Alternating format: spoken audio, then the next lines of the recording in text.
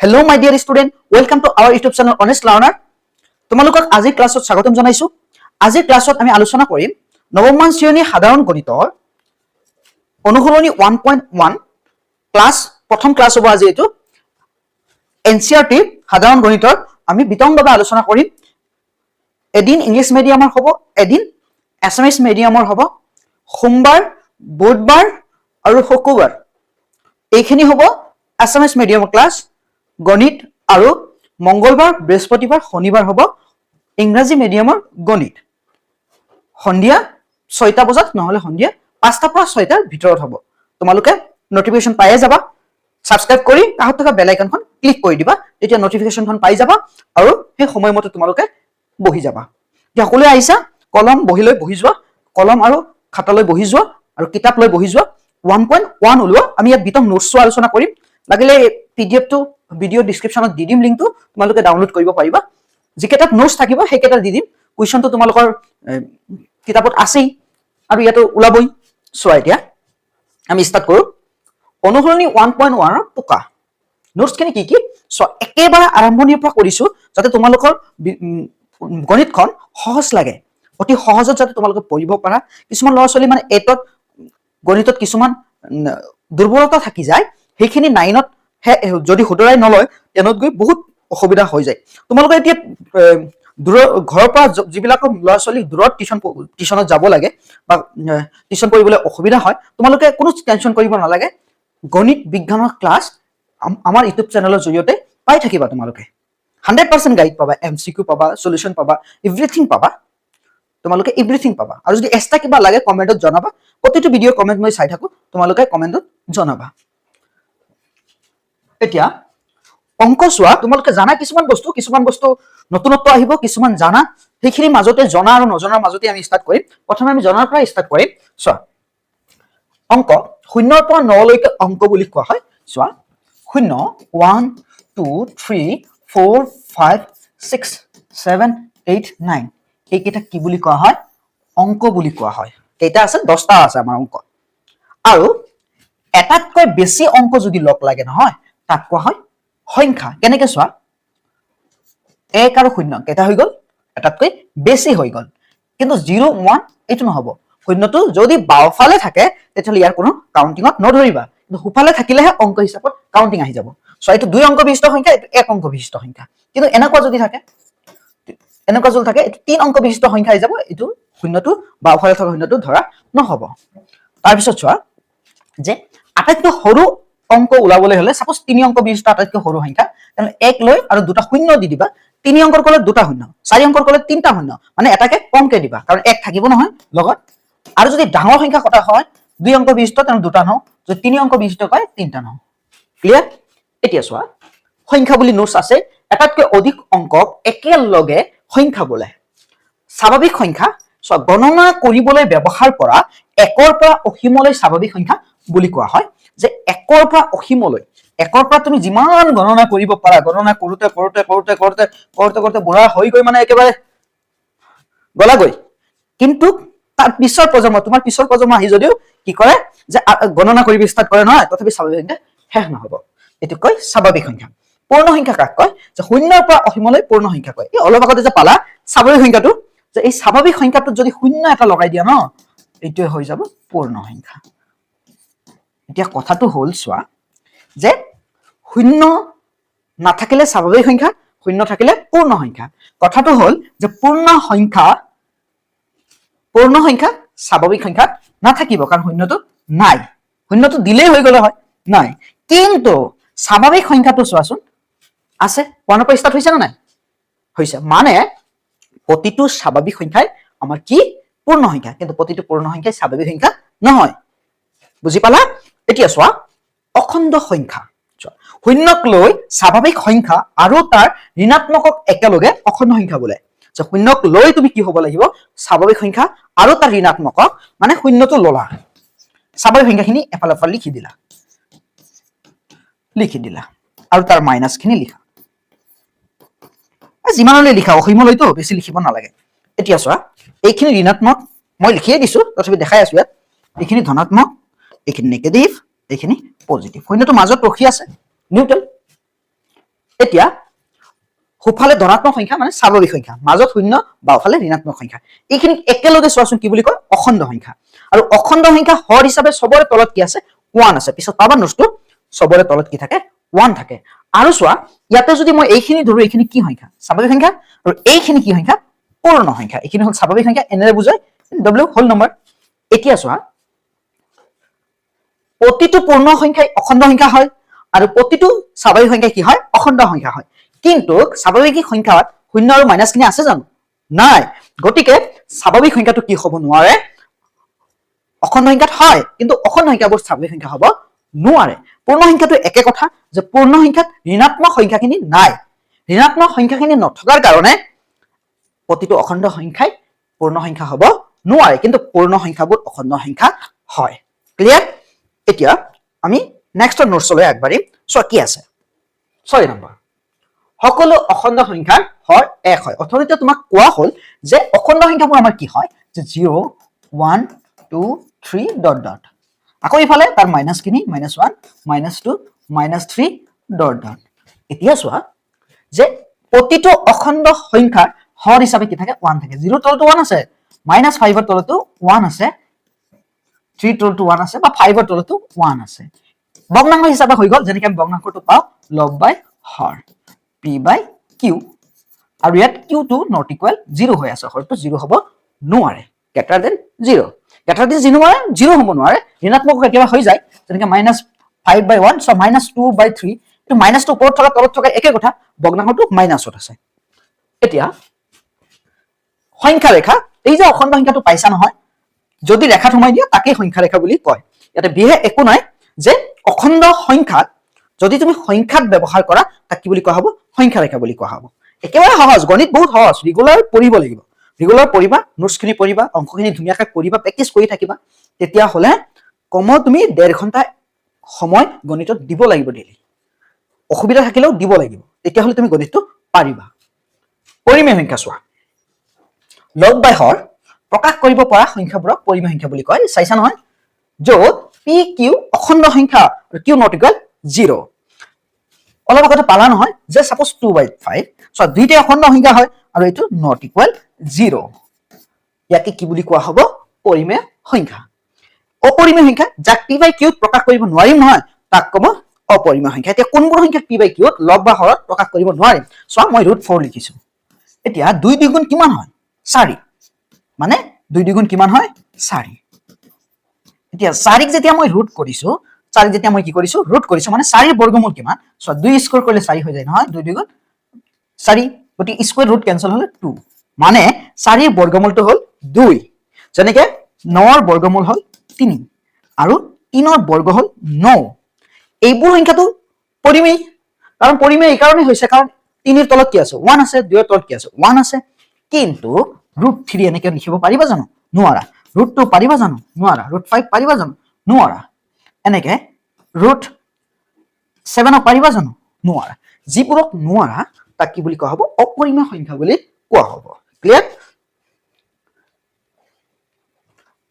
অসুবিধা পোৱাৰ লগে লগে কমেন্টত জনাবা তোমালোকে। চোৱা 10 নম্বৰ চোৱা, বাস্তৱ সংখ্যা, এই যে পৰিমেয় আৰু অপৰিমেয় সংখ্যা পালা নহয়, এটা একেলগে কি বুলি কোৱা হয় বাস্তৱ সংখ্যা বুলি কোৱা হয়।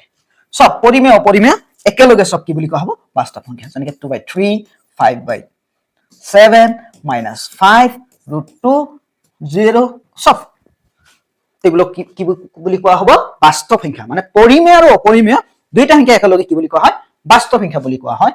এতিয়া চোৱা কিছুমান তথ্য আমি আলোচনা কৰিম। প্ৰতিটো স্বাভাৱিক সংখ্যাই এটা পূৰ্ণ সংখ্যা, কিন্তু প্ৰতিটো পূৰ্ণ সংখ্যাই এটা স্বাভাৱিক সংখ্যা নহয়। আমি অলপ আগতে পালো যে চোৱা এইটো হ'ল স্বাভাৱিক সংখ্যা 1 2 3 ডট ডট 0 1 2 3 ডট ডট। এতিয়া চোৱাচোন পূৰ্ণ সংখ্যাৰ সংগ্ৰহত আমি স্বাভাৱিক সংখ্যা পাইছো, কিন্তু স্বাভাৱিক সংখ্যাৰ সংগ্ৰহত পূৰ্ণ সংখ্যাটো পোৱা নাই। কিয় পোৱা নাই? শূন্যটো নাই তাতে, গতিকে প্ৰতিটো স্বাভাৱিক সংখ্যাই কি হৈ আছে পূৰ্ণ সংখ্যা, কিন্তু প্ৰতিটো পূৰ্ণ সংখ্যাই স্বাভাৱিক সংখ্যা হোৱা নাই। এতিয়া তাৰপিছত চোৱা প্ৰতিটো স্বাভাৱিক সংখ্যাই এটা অখণ্ড সংখ্যা, কিন্তু প্ৰতিটো অখণ্ড সংখ্যাই এটা স্বাভাৱিক সংখ্যা নহয়। আমি অখণ্ড সংখ্যাটো লিখিলো 0 1 2, এইখিনি লিখো ডট ডট কৰি দিও, -1 -2 ডট ডট। এতিয়া চোৱা এইটো ডট ডট হয় দীঘলীয়া দাঢ়ি হৈ গৈছে এতিয়া এইখিনি চোৱাচোন স্বাভাৱিক সংখ্যা ইয়াত আছে পূৰ্ণ সংখ্যাও আছে মানে প্ৰতিটো পূৰ্ণ সংখ্যাই বা প্ৰতিটো স্বাভাৱিক সংখ্যাই অখণ্ড সংখ্যা হয় কিন্তু প্ৰতিটো অখণ্ড সংখ্যা স্বাভাৱিক সংখ্যা হ'ব নোৱাৰে কিয় নোৱাৰে চোৱাচোন স্বাভাৱিক সংখ্যাত কি নাই শূন্য নাই আৰু ঋণাত্মক অখণ্ড সংখ্যাখিনি নাই তাৰ পিছত চোৱা প্ৰতিটো পূৰ্ণ সংখ্যা এটা অখণ্ড সংখ্যা হয় ইয়াতে শূন্যৰ পৰা চোৱাচোন অসীমলৈ আছে প্ৰতিটো পূৰ্ণ সংখ্যা কি সংখ্যা অখণ্ড সংখ্যা হয় কিন্তু প্ৰতিটো অখণ্ড সংখ্যাই পূৰ্ণ সংখ্যা নহয় কাৰণ তাতে কি নাই ঋণাত্মক সংখ্যাখিনি নাই তাৰ পিছত চোৱাচোন প্ৰতিটো স্বাভাৱিক সংখ্যাই এটা পৰিমেয় সংখ্যা কিন্তু প্ৰতিটো পৰিমেয় সংখ্যাই এটা স্বাভাৱিক সংখ্যা নহয় চোৱা আমি জানো যে পৰিমেয় সংখ্যা কাক কয় যিবিলাকক p/q ত প্ৰকাশ কৰিব পাৰি য'ত q not equal 0 কিন্তু কথাটো হ'ল চোৱা যে 1/2 0 -5 2 এইবোৰ বহুত কিবা কিবি এতিয়া চোৱা স্বাভাৱিক সংখ্যা এটা পৰিমেয় সংখ্যা 1 2 3 এইবিলাক পৰিমেয় সংখ্যা হয় কিন্তু স্বাভাৱিক সংখ্যাত ভগ্নাংশ ঋণাত্মক সংখ্যা শূন্য আছে জানো নাই গতিকে স্বাভাৱিক সংখ্যা পৰিমেয় হলেও কিন্তু পৰিমেয় সংখ্যা স্বাভাৱিক সংখ্যা হ'ব নোৱাৰে ক্লিয়াৰ এতিয়া চোৱা 15 নম্বৰ চোৱা নোটছ এতিয়া এইখিনি মুছি দিওঁ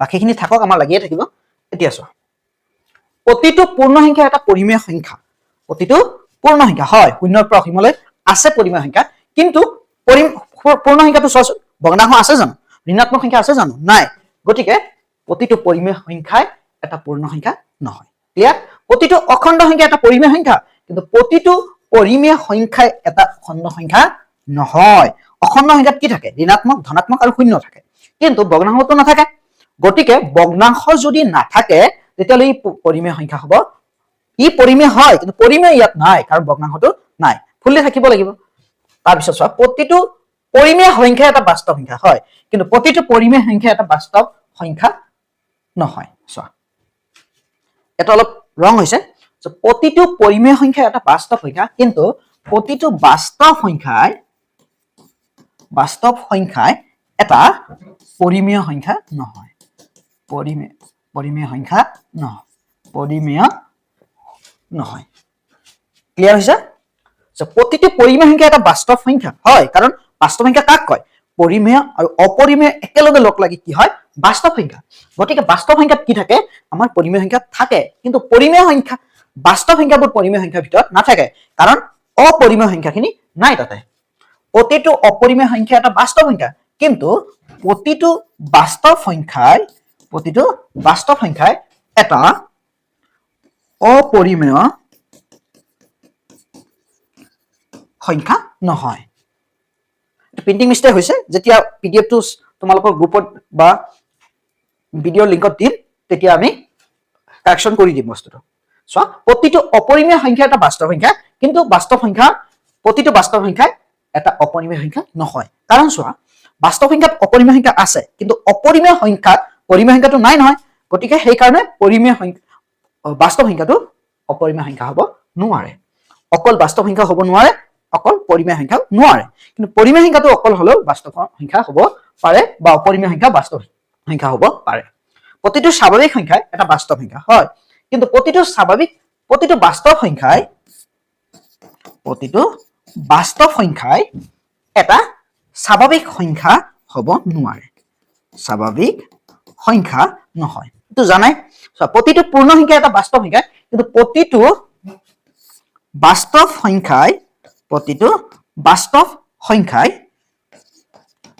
সংখ্যাই এটা পূৰ্ণ সংখ্যা নহয় এইটো গম পাইছাই প্ৰতিটো অখণ্ড সংখ্যা এটা বাস্তৱ সংখ্যা কিন্তু প্ৰতিটো বাস্তৱ সংখ্যাই এটা অখণ্ড সংখ্যা নহয় প্ৰতিটো অখণ্ড সংখ্যাই এটা বাস্তৱ সংখ্যা কিন্তু প্ৰতিটো বাস্তৱ সংখ্যাই এটা অখণ্ড সংখ্যা নহয় নিশ্চয় বুজি পাইছা যে চোৱা বাস্তৱ সংখ্যাত ঋণাত্মক ধনাত্মক শূন্য আছে কিন্তু অখণ্ড সংখ্যাত কি নাই অপৰিমেয় সংখ্যাটো নাই আৰু ভগ্নাংশটো নাই নিশ্চয় বুজি পাইছা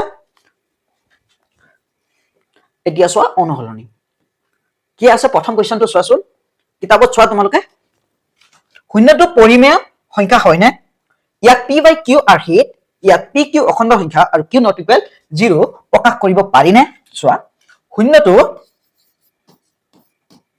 শূন্যটো পৰিমেয় সংখ্যা হয় শূন্যটো পৰিমেয় সংখ্যা হয় আমি জানো যে শূন্যক লৈ স্বাভাৱিক সংখ্যা আৰু তাৰ ঋণাত্মকক একেলগে কি বুলি কোৱা হয় একেলগে অখণ্ড সংখ্যা বুলি কোৱা হয় এতিয়া শূন্য অখণ্ড সংখ্যা আৰু প্ৰতিটো অখণ্ড সংখ্যা হৰ হিচাপে কি থাকে 1 থাকে যেহেতু হৰ 1 আছে নট ইকুৱেল 0 হয় 1 টো গতিকে ই কি হৈ যাব পৰিমেয় সংখ্যা যেনেকৈ 2 ৰ তলতো 1 আছে 1 ৰ তলতো 1 আছে -1 ৰ তলতো কি আছে 1 আছে প্ৰতিটো অখণ্ড সংখ্যা হৰ হিচাপে কি আছে 1 থাকে এতিয়া ইয়াক p বাই q আৰ্হিত প্ৰকাশ কৰিব পাৰি নে পাৰি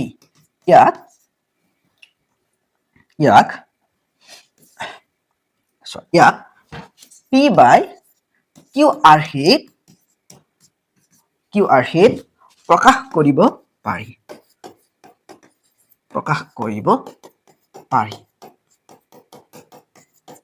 পাৰি যেনে 0/1 ক্লিয়াৰ এইখিনিয়ে এতিয়া চোৱা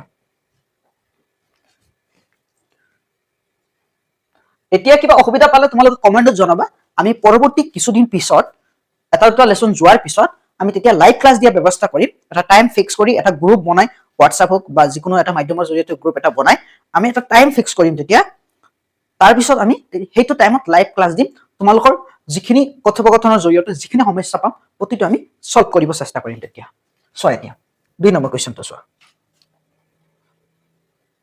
3 আৰু 4 ৰ মাজত আৰুটো মানে পিপিটি কৰাৰ পিছত এনেকে হৈ যায় চোৱা 4 ৰ মাজত থকা 6টা পৰিমেয় সংখ্যা ওলোৱা কেইটা ওলাব লাগে 6টা তোমালোকে কিতাপত কোৱেশ্চনটো চাই লোৱা যে 3 আৰু 4 ৰ মাজত কেইটা ওলাব লাগে 6টা এনেকুৱা যদি কয় পৰিমেয় সংখ্যা ওলাব কয় কোনো সংখ্যাৰ মাজত যদি পৰিমেয় সংখ্যা ওলাব কয় তেতিয়ালে যিকেইটা ওলাব দিব তাৰ লগত এক যোগ কৰিবা কিমান হৈ গল 7 সেই ভগ্নাংশটো পূৰণ কৰিবা তলে ওপৰে কেনেকৈ চোৱা 3 ভগ্নাংশ হিচাপে যদি লিখো 3/1 তে 7 তলে ওপৰে পূৰণ কৰি নিম 3 7 গুণ 21 7 1 গুণ 7 21/7 এতিয়া 7 21ত কেইবাৰ 3 বাৰ 3 7 গুণ 21 ঘূৰি পকি 3 আহিব কিন্তু আমি 7 কত পালো যে 6টা ওলাব দিছে এক যোগ কৰিছো যদি 5টা ওলাব দিয়ে এক যোগ কৰিবা 6 যদি 4টা ওলাব দিয়ে এক যোগ কৰিবা 5 এতিয়া 4 চোৱা 4/1 এতিয়া 4 into 7 1 into 7 4 7 গুণ 28 7 1 গুণ 7 এতিয়া চোৱা 3 আৰু 4 3 ইকুৱেল 21/7 আৰু 4 ইকুৱেল 28/7 ৰ মাজত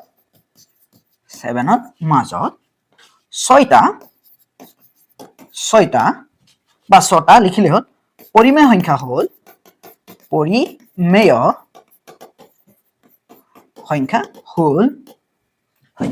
হ'ল কোনটো হ'ব চোৱা 21 ৰ পৰা ষ্টাৰ্ট হ'ব 22 7 23/7 24/7 25/7 26/7 আৰু কেইটা হ'ল এটা দুটা তিনটা চাৰিটা পাঁচটা ছয়টা হ'ল এটা দুটা তিনটা চাৰিটা পাঁচটা হ'ল 27/7 হৈ গ'ল নিশ্চয় বুজি পাইছা লিখি লোৱা নেক্সট চোৱা 3 নম্বৰ কোৱেশ্চন চোৱা 3/5 4/5 ৰ মাজত থকা 5টা পৰিমেয় সংখ্যা ওলোৱা ইয়াত কেইটা কৈছে 5টা 5 + 1 কিমান হ'ব 6 6 ৰে পূৰণ কৰিব লাগিব এতিয়া এনেকুৱা যদি ভগ্নাংশ হয় এনেকুৱা ভগ্নাংশত তুমি 10 ৰে পূৰণ কৰিব পাৰা তলে ওপৰে কিন্তু তোমাক যেটো শিকোৱা হৈছে তুমি সেই মতেহে বস্তুটো কৰিবা গতিকে বেলেগ বেলেগ অংকৰ ক্ষেত্ৰত যদি বেলেগ বেলেগ তুমি ফৰ্মুলা প্ৰয়োগ কৰা তেটো তোমাৰ কাৰণে জটিল হৈ যাব গতিকে এনেকুৱা টাইপৰ অংক পালে তুমি এনে কি কৰিবা বনাই মানটো বনাই দিও বা কিতাপৰ পৰা দিও কিন্তু তুমি এই মতে কৰিবা 3 5 6 কিমানে পূৰণ কৰিবা 6 কিয় কাৰণ 5টা ওলাব দিছে এটা যোগ কৰিলে 6টা এতিয়া 3 6 গুণ কিমান 18 আকৌ 3 5 গুণ কিমান 30 হৈ গল ইয়াত 4 6 চোৱা ইয়াতে মই 3 5 গুণ কৈছিলো 5 6 গুণ 30 3 6 গুণ 18 ক্লিয়াৰ 6 4 গুণ কিমান 24 আৰু 5 6 গুণ 30 ক্লিয়াৰ হৈছে মই আকৌ কৈ দি আছো পাঁচটা ওলাব দিয়াৰ কাৰণে আমি 1 যোগ কৰি 6 পাইছো তলৰ পৰা পূৰণ কৰিছো 3 6 গুণ 18 5 6 গুণ 30 4 6 গুণ 24 5 6 গুণ 30 এতিয়া আমি লিখিম এতেকে 3/5 ইয়াক আমি ভগ্নাংশ হিচাপে পালো 18/30 আৰু 4/5 ইকুৱেল 24/30 ৰ মাজত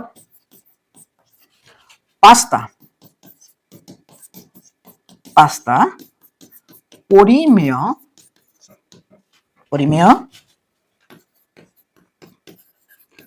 সংখ্যা হল চোৱাচোন কিহৰ পৰা ষ্টাৰ্ট হ'ব 18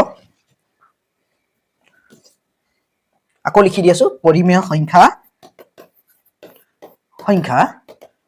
হল এতিয়া চোৱা পৰিমেয় সংখ্যা হল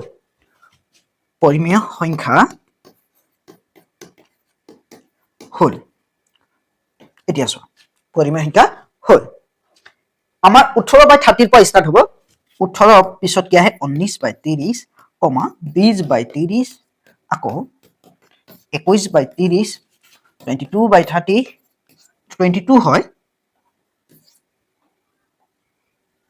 22/30 তাৰ পিছত এটা দুটা তিনটা চাৰিটা হৈ গল অলৰেডি এতিয়া আৰু লিখিম আমি আৰু 23/30 নিশ্চয় বুজি পাইছা এটো উত্তৰমালাত বেলেগ মান হ'ব কাৰণ 10 ৰে পূৰণ কৰিহে উত্তৰমালাত লিখিছে মানটো কিন্তু আমি এনেকে কৰিছো এনেকে কৰিলেও শুদ্ধ হয় ভুল নহয় এতিয়া চোৱা উত্তৰমালাত যেটো কৰিছে হেতুও শুদ্ধ হয় দুইটা মেথডে শুদ্ধ হয় দুই ধৰণে কৰিব পাৰা তুমি চোৱা 4 নম্বৰ চোৱা তলৰ উক্তিসমূহ সঁচা নে মিছা লিখা উত্তৰসমূহৰ সমৰ্থনত যুক্তি উল্লেখ কৰিবা চোৱা প্ৰতিটো স্বাভাৱিক সংখ্যা এটা পূৰ্ণ সংখ্যা স্বাভাৱিক সংখ্যা আমি লিখিলো 1 2 3 4 ডট ডট 0 1 2 3 4 ডট ডট এটো হল স্বাভাৱিক সংখ্যা আৰু এটো হল পূৰ্ণ সংখ্যা এতিয়া চোৱা প্ৰতিটো স্বাভাৱিক সংখ্যা চোৱাচোন স্বাভাৱিক সংখ্যা পূৰ্ণ সংখ্যাত আছে নে নাই আছে গতিকে প্ৰতিটো স্বাভাৱিক সংখ্যা এটা পূৰ্ণ সংখ্যা হয় উক্তিটো কি সঁচা উক্তিটো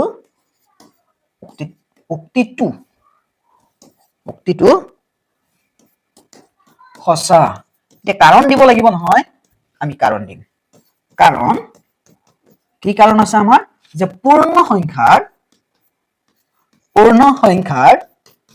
সংগ্ৰহত পূৰ্ণ সংখ্যা যেতিয়া আমি সংগ্ৰহ কৰিম তাত আমি কি পাম পূৰ্ণ সংখ্যা সংগ্ৰহত স্বাভাৱিক সংখ্যা আছে স্বাভাৱিক সংখ্যা আছে উক্তিটো বিভিন্ন ধৰণে তুমি দিব পাৰা সবৰে বেলেগ বেলেগ অলপ হ'ব কিন্তু মেইন মূল অৰ্থ এখিনিয়ে হ'ব যে স্বাভাৱিক সংখ্যা পূৰ্ণ সংখ্যা সোমাই আছে এক্সাম্পলৰ সহায়ত তুমি দিব পাৰা বা তুমি এনেকৈ লিখিব পাৰা উক্তি লিখাটো এটো নিজৰ মতে লিখিবা বা যদি তোমাৰ বিদ্যালয়ৰ ছাৰে যেনেকৈ লিখি দিছে তেনেকৈ লিখিলেও হ'ব বা উত্তৰমাল চাই যদি তুমি লিখিছা তথাপি শুদ্ধ হ'ব এটো নিজৰ মতে তুমি যেনেকৈ বুজি পোৱা তেনেকৈ লিখিবা চোৱা 2 নম্বৰটো চোৱা প্ৰতিটো অখণ্ড সংখ্যা এটা পূৰ্ণ সংখ্যা এতিয়া আমি অখণ্ড সংখ্যাটো লিখিম ডট ডট -1 -2 এখিনি লিখিলো ডট ডট এতিয়া চোৱা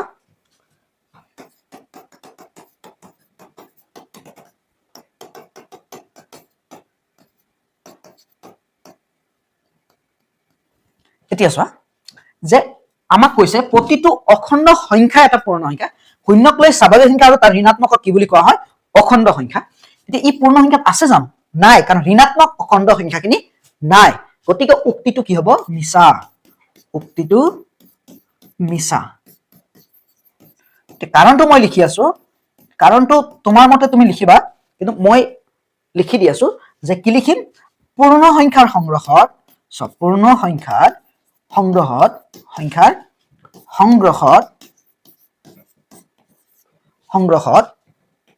পূৰ্ণ সংখ্যাৰ সংগ্ৰহত ঋণাত্মক অখণ্ড সংখ্যা নাথাকে বা নাই সংখ্যা নাই ক্লিয়াৰ তুমি এক্সাম্পল দিও লিখিব পাৰা যে পূৰ্ণ সংখ্যাৰ সংগ্ৰহত কি নাই, ঋণাত্মক অখণ্ড সংখ্যাটো নাই, বাকীখিনি আছে, শূন্য আছে, ধনাত্মক খিনি আছে।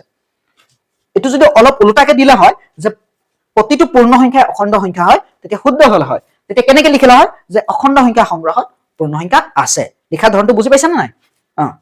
এতিয়া প্ৰতিটো পৰিমেয় সংখ্যা এটা পূৰ্ণ সংখ্যা। ইয়াতো চোৱাচোন পৰিমেয় সংখ্যা ভগ্নাংশ আছে, মাইনাছত আছে, এইবোৰ সব, কিন্তু পূৰ্ণ সংখ্যা ভগ্নাংশ আৰু ঋণাত্মক সংখ্যাবোৰ নাই।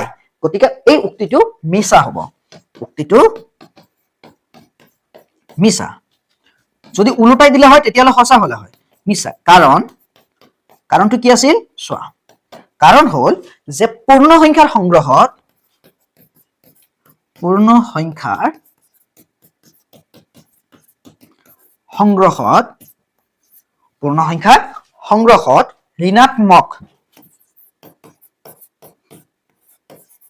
ঋণাত্মক আৰু